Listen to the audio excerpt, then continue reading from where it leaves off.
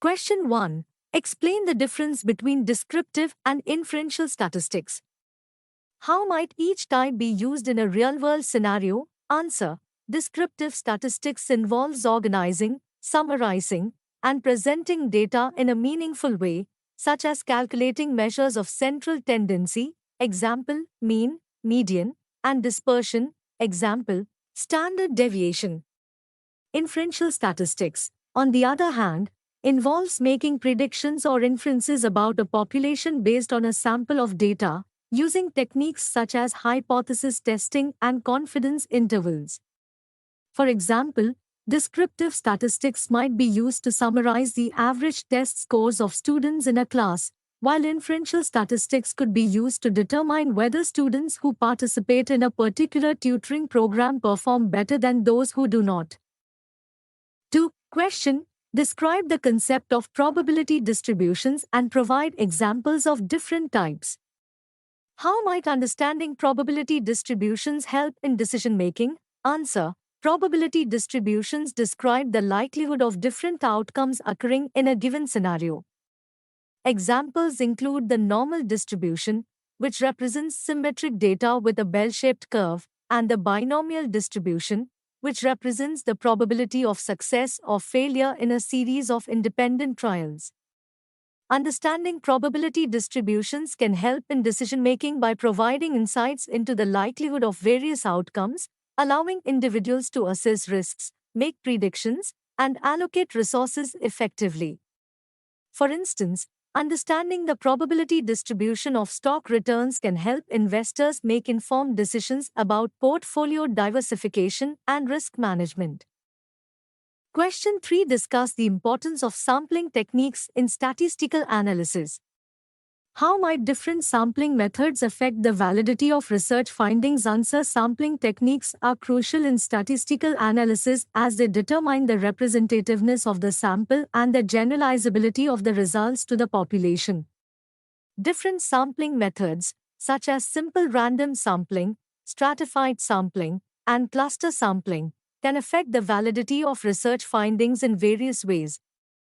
For example, simple random sampling ensures each member of the population has an equal chance of being selected, while stratified sampling ensures proportional representation of subgroups within the population.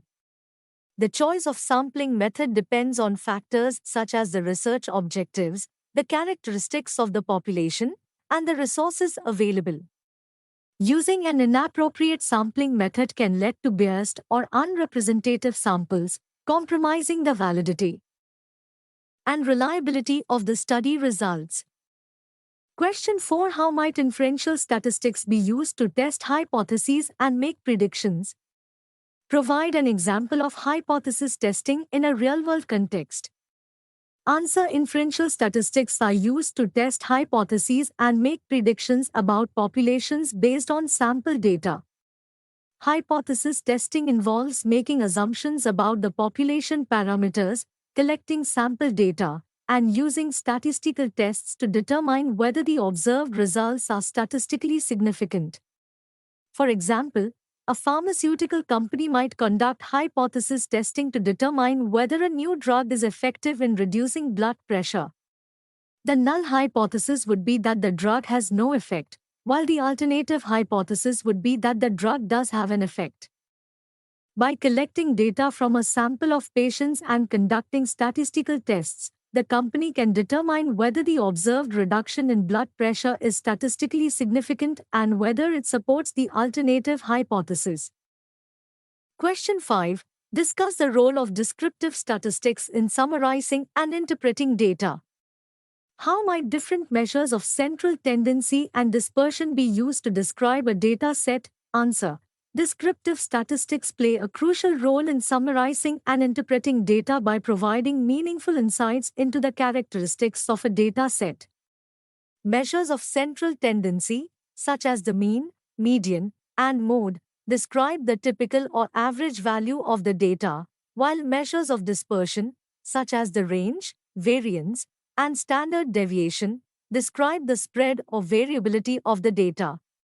For example, if we are analyzing the test scores of students in a class, The mean would tell us the average score, while the standard deviation would tell us how much the scores vary around the mean.